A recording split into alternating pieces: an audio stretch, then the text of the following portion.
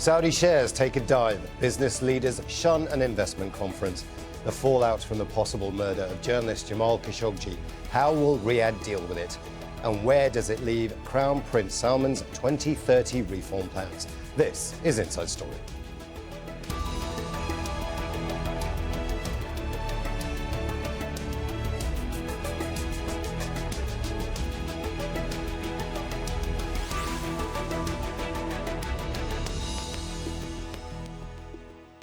Hello and welcome to the programme. I'm Imran Khan. The disappearance of Saudi journalist Jamal Khashoggi is hitting the Saudi economy. Stocks plunged almost 7% in early trading on Sunday, wiping out all the gains it had made since the start of the year.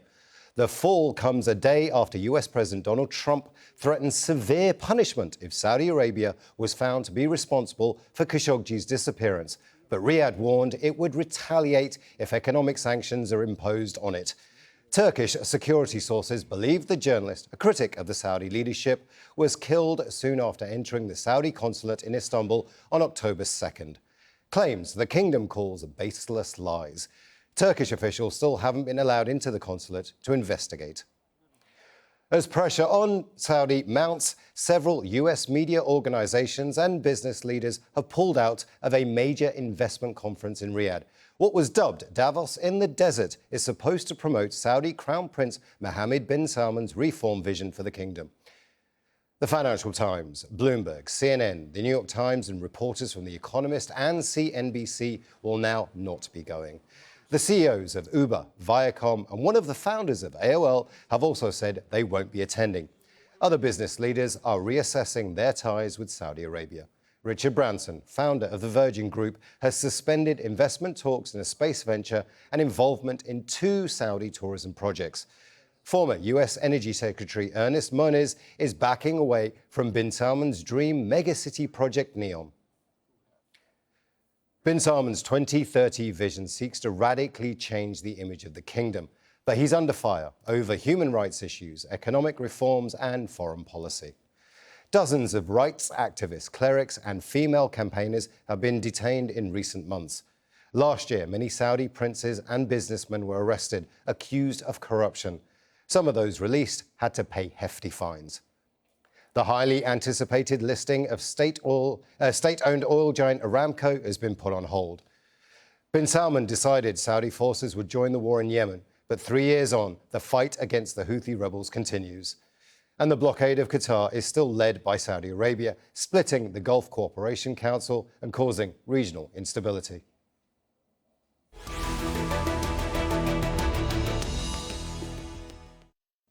Let's now bring in our guests here in Doha, Khalid Al Khater, an economist and researcher at the Institute for New Economic Thinking at the University of Cambridge. In London, Naim Aslam, Chief Market Analyst at Think Markets, and in Washington, D.C., Imad Harb, Director of Research and Analysis at the Arab Center, Washington, D.C. A warm welcome to you all. Let me begin with you, Khalid Al Khater.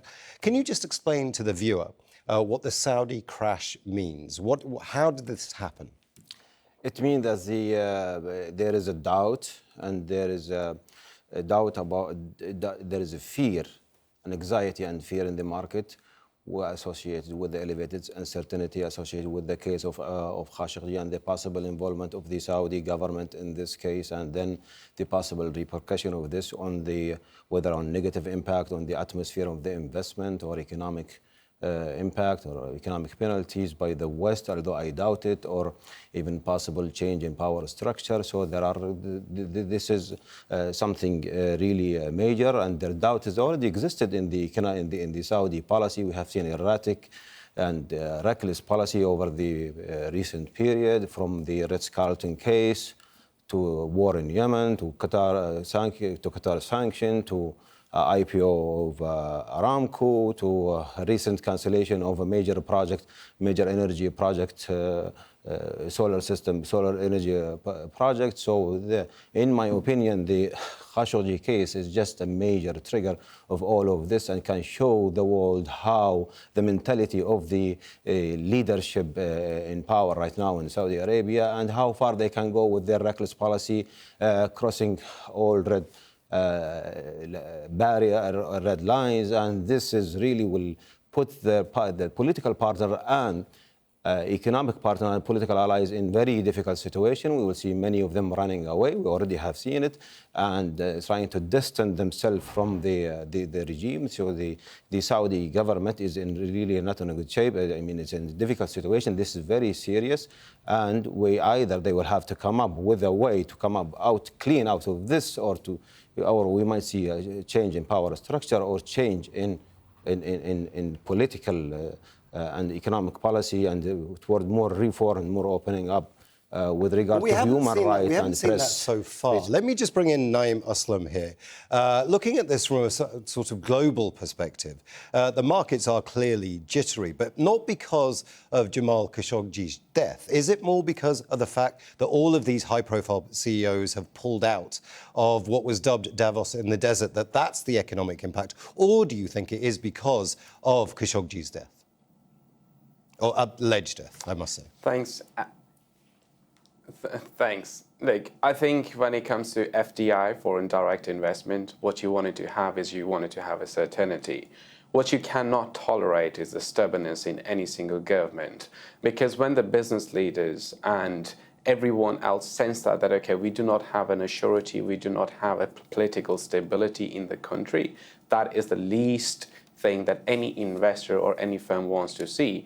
And hence, if these news, which are becoming a headline apparently, as you correctly pointed out on Bloomberg and CNBC, where our earlier quotes were posted, so this would become a major concern, because a founder of a Virgin Money or a Virgin brand is not something small. If the entrepreneurs at these levels decide that we're going to cut ties or we're going to scale back from all of other investments that we were planning or intending to do in Saudi Arabia, of course the Saudi stock market is going to have a huge reaction. Of course, it is very normal for a stock market to have a reaction where nearly 82 stocks out of 86 stocks are in a deep negative territory. $33 billion is literally wiped off the Saudi stock market today. But we have seen this movie over and over in different parts of the world, because panic, when it triggers, are similar on the back of these such headlines. These kind of reactions are very normal. What we wanted to see is the Saudi Arabia coming up and then saying, okay, look, we are willing to resolve this matter with other political governments. But I wanted to point out one important element over here, because just the US or the President Trump administration is coming up and then saying, look, we're going to have a very strong reaction about this. They are not talking to a country which doesn't hold a major commodity. What I would say, I hate to bring this up, but 1973 oil embargo is a very important example here, where Saudi Arabia retaliated against the US. Yes, the situation isn't the same because US is producing more than 10 million barrels a day. But to answer your question very precisely, uncertainty for FDI is the worst thing that can happen to any country.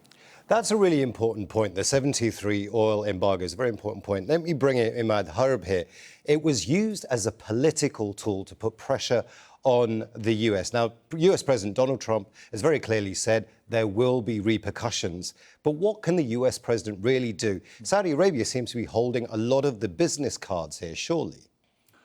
Yes, Saudi Arabia is holding a lot of the business cards. The problem is that I'm sorry, but I don't really take with much credence what President Donald Trump says here. We're talking about a person who prefers anybody coming and investing in the United States, buying weapons, buying whatever it is, over repercussions over things of that nature. I have a feeling that the man is just simply suing for some time. He wants to buy some time to see how things may change. I, on the other hand, don't see anything really changing. This event is a major political event, not only an economic event. And the problem is that, what Saudi Arabia is able to do, whether it is able to do the 1973 thing, to redo 1973, is to me is doubtful.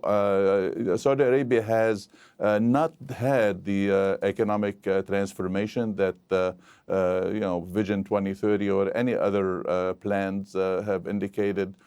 So it's still dependent on selling oil. If it doesn't sell the oil, it's not going to have revenue. Let's talk about 2030 fund, right now.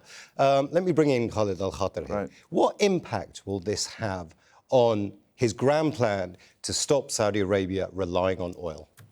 I think with regard to the vision, this is a sign of the failure of the vision. The vision already has suffered from many critiques. It has been, it reinforced the doubt about the vision, about the sustainability, and about the credibility and the sustainability of the Saudi economic policy. To me, by many economists, not just by me, to me, I am already pessimistic about this because it does not address the real issue. The real issue in Saudi Arabia, what the need that the citizen needs: home, health, education, employment. You are talking about the highest inflation in the region, 20% in the youth. So the people of the Saudi Arabia these days, they don't need luxurious city. They don't need show project. They don't need to dig a canal around Qatar, which will waste a lot of money. It's infeasible anyway, economically or politically. Beside the many other observations on the vision with regard to the negative impact on the labor market, on the private sector, and the method in which the tax was implemented. If I tell you, from my own sources, what I hear, that there are many businessmen in Saudi Arabia trying to get their money out these days to fear of being confiscated. So if you are not creating the right atmosphere, the right environment to attract FDI, to attract investment, this is very important. And the Khashoggi event is a major trigger. It's something built is there in the mentality of the leadership, the young leadership. So either we will see a change, or to find a way to get the government hands clean out of this, or it will be a serious disaster. A serious disaster. Let me bring in Naim Muslim here. When you're on your trading floor, when you're looking at all your screens, the Bloomberg screen, the terminal, and you're doing all of your financial analysis, when you're looking at the numbers, when it relates to the grand vision for 2030, do those numbers add up to you? Can Saudi Arabia loosen its reliance on oil and develop this vision? Or is it like Khalid Al Khater saying it's a bit of a dream because actually they're not addressing the real issues in Saudi Arabia, which are unemployment amongst the youth, which are much more structural problems back at home? Look, when we are discussing the structural problems, they do not go overnight. It takes a long period of time for these structural and cyclical changes to happen. And one of the initiatives that MBS has taken was bringing Davos in science, as you pointed out. But whether that concept can stay there, whether it can sustain that credibility, this is the huge question. Because we are talking about Middle East over here. We are talking about UAE, like Dubai on one hand, Qatar on the other side, Saudi Arabia on the other side. They all know one thing very clearly, or Iran. I'll leave the Iran out for the time being because it doesn't have the same position. But they all know one thing very clearly, that we cannot rely on oil. Hence, MPS said, okay, if we wanted to change our economic dependence by going into foreign direct, by investing into bigger funds, and then perhaps do some sort of a format what Scandinavian countries have done, and then drive the revenue through that. That wouldn't happen overnight. That will take enormous amount of time. But geopolitical instability like this is absolutely critical for the country. And like, you would not see any investors feeling comfortable when they do not feel that, okay, I can withdraw my funds, I can pull out of a country, I have my freedom of speech, or any of these elements. You do not want to do that, because if MBS is really serious in changing the view about Saudi Arabia, how the outside world see, he got to show some sustainable results. He got to show some important and solid results of that. By having a stubborn behavior is not the way that the Saudi Arabia can do. We know that a recent spat between Saudi Arabia and Canada And that was just over some futile point, whatever they That's decided actually a to really take on important that. point, You weren't Naeem. our allies. Let me just stop you there. It's a very important point. I want to bring in Imad Harb here. Naeem just said the Saudis have a stubborn attitude, which is stopping them from, developing a political response to all of this. Is that fair? Well, a stubborn attitude is, you can describe it as a stubborn attitude, but then again, all governments act in that sense where they feel that they are sovereign and they do not want to be interfered with, which is a very, very fair point. The problem is, why are we here? I mean, that same government that is rejecting any interference in its affairs is really making really major mistakes. I mean, since the beginning of 2015, when King Salman rose to the throne and brought along his son with him, Saudi Arabia has made really some serious, very, very serious mistakes, and no reckoning so far. For how long will Saudi Arabia keep going with this, considering that none of it worked? And all of it costs a lot of money. I mean, Saudi Arabia is, in Yemen alone, it pays probably like, I think the figure is like 5 to 7 billion a month on a war that is not going anywhere. There are certain other things that the Saudi government, politically speaking, needs to really make a serious effort to try to change the atmosphere surrounding everything that it's doing. Let me bring Khalid Al Khater in here, just for 1 second. That is actually a political reckoning. A political reckoning, our guest says. Combined together, the cost of the war in Yemen, the Aramco IPO being put on hold, all of the problems that the Crown Prince has had with trying to get everybody to go alongside with him, and then the siege of Qatar. All of this in combination, is Saudi Arabia now a bad investment? Yes, I think. And we might see pressure by drawing attention to Saudi Arabia and to that it might have some positive result, that you cannot get away with all of this and the West cannot keep close an eye on it as it's going because of political interest or economic interest. We might see drawing attention to Saudi record in human rights and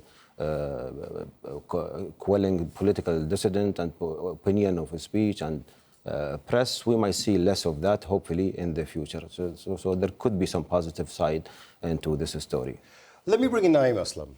Here we have a situation where investors are clearly jittery about Saudi Arabia as a country to put money into.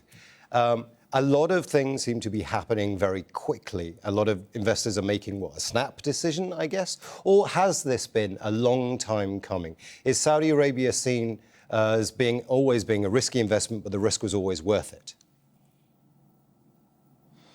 I don't know if the risk is always worth it. I think it depends on the administration to answer that and provide that platform. Because look, if you wanted to attract investment, you need to have a quality labor and talent there. How do you attract talent? Because you provide them stability, you provide them with different opportunity. Without that, you cannot do it. And then MBS did recently go into Silicon Valley. By far, I applaud that because I think none of the other Saudi officials that I know of have done anything like that, where they've met the former CEOs of big corporations and then trying to convince them to bring those investments or the research hubs back in Saudi Arabia. And then this is what I was saying earlier. There is a huge sort of a competition going on between the countries. And Qatar, by far, has a very, very lenient rules because it's providing residency, it's providing a lot of government support for new startups. If we are talking about startup, it is all about AI, it is all about green energy, it is all about fintech. Who is going to do that the most efficient way? Who's going to bring the most amount of research labs within these among these countries would be the winner, because we know the fossil fuel isn't the answer anymore. The only answer is to the development in the fintech space. And over in the UK, just comparing a similar situation, if you look at the Brexit and everything else, if the UK loses that talent because of a Brexit, everyone else is going. I'm talking about the instability element, which is right there in Saudi Arabia now. Well, Saudi Arabia doesn't have that talent, but is trying to attract that talent. So with the presence of that instability, it will suffer more. Let me bring in Imran Harb here. Listening to all of our guests talk about the economic side of this, there has to be a way out for the Saudis politically. What will politically calm the markets, calm the international community? What are the options for Saudi Arabia? Listen, there are many options. I mean, there are those who are. I believe it's just too extreme to try to ask for a complete change of leadership in Saudi Arabia. This is a legitimate rule. It's the king needs to really make some really serious decisions, including his crown prince and including the advisors around his crown prince. I mean, this is for the Saudis to determine. I mean, nobody can really tell Saudi Arabia, hey, this is a sovereign issue. We want to interfere in it. No, I think Saudi Arabia should decide on this. But then again, Saudi Arabia should be. There are very, very smart and capable people in the royal family and in the Saudi echelon of power. So there are many, many important things that can be done. You could lift up the ban on expression in Saudi Arabia. You can open up to the world. You can say, hey, listen, there are certain things that we need to do regarding Yemen. Understandably, Yemen is a very, very important strategic issue for Saudi Arabia. But going to war in Yemen against a very, very poor country, it shouldn't happen. It shouldn't be. There are political ways of dealing with this issue. The Khashoggi affair is a very, very, to me, I'm sorry to say it, but it's a very shameful affair. A shameful affair. Let me just stop you there because we are running out of time and I would like another answer from all three of you. Give me, Mr. Khalid Al Khater, in 30 seconds, what you think is the way out for Saudi Arabia, if there is indeed one that you think they can take. If I tell you a reform, serious political reform and economic reform to reinforce economic and social stability first and foremost, and then this hopefully will lead to political stability and sustainability of the regime. Otherwise, there is no way out.